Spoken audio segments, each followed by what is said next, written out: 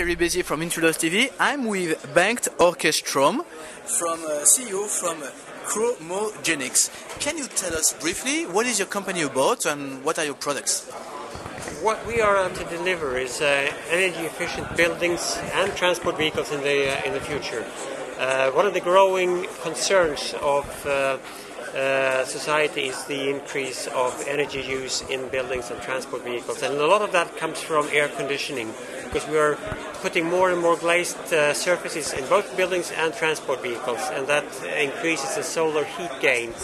And with our technology, it's called electrochromic technology, which will be the basic component of smart windows in the future. You can regulate how much of that solar energy should be allowed to come in through that window, and we do this electrically. So you can then adapt over the day the darkness of the window so that it fits with the appropriate light conditions outside. In the morning you would have it in a clear state, and then avoid to use artificial lighting when it doesn't need. You can have daylight lighting. Over the peak of the day, you would probably go to its darkest state, which would be in the order of 10 to 20% transmission level, which means that between 80 and 90% of all the solar heat, which is coming both in the visual spectrum and the IR spectrum, is then blocked. It is absorbed in the surface of the window. And with this, you will significantly reduce the load on the air conditioner. So you can get lower operational costs, and of course you can install a much smaller and less costly air conditioner equipment to begin with, which is a significant investment in modern buildings. It's very smart. In what kind of application can we will be able to see this technology? For example, for buildings, for houses? Yes, all types of architectural structures. We believe that commercial buildings will probably lead the market, but also in the residential area this is going to penetrate as over time the cost goes down. And we have worked with a technology which has been identified by the large research institutions, for instance Lawrence Berkeley Labs in California, to be the most promising technology for solving this problem. And we are also unique in that we're using a plastic foil which allows us to use already existing large-scale volume, low-cost production methods in so-called web coating or roll-to-roll coating techniques.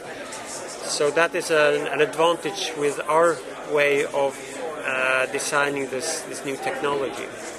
And there are, of course, a number of other applications. What, for example? Well, you see here one which is an early adopter product that we have identified.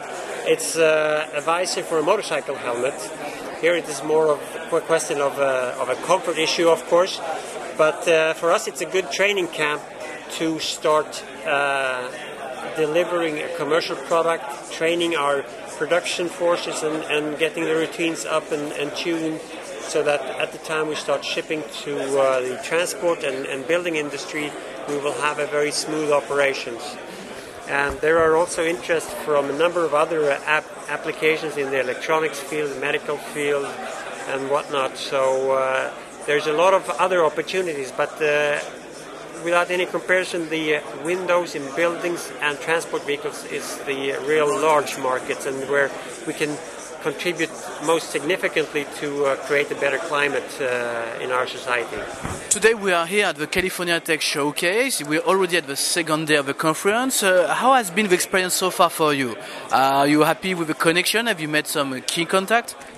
We've met several interesting contacts from, let's say, the industry, from the value chain, that has indicated a lot of interest in this technology. Because, for instance, in the automotive industry, they have very strong targets to reduce the carbon dioxide emissions, and air conditioning in cars is using a significant amount of the fuel consumption for just running the air conditioner slow-moving, heavy traffic, something that we're accustomed to almost every day, at least if we live in more populated areas. So they have identified this as a way to resolve the issue with the low carbon dioxide, but also to create a better comfort situation for the passengers in their vehicles. And also from other... You have met some people interested in that technology here? We have met several representatives from the transport industry, automotive in particular. So they are very early with this because they have a very strong driving force with the new regulations. We know also from past, even though we haven't met with any representatives from the building industry, we know they also have a very keen interest in this. So it would be possible to imagine, for example, that the cars outside the conference hall from Citroën could use your system of windows? Absolutely. So when you come here, you park it here, and when you lock the door, it will also switch all the windows to its very darkest state. So when you come back, it's a more comfortable situation than what you would experience now. It would be a steaming sauna when you go out there and open your car door now, and you would have to run the air conditioner for quite a while before you can feel comfortable in that. So that's one of the possibilities. But there are also several other applications in the automotive area that this technology would be useful for.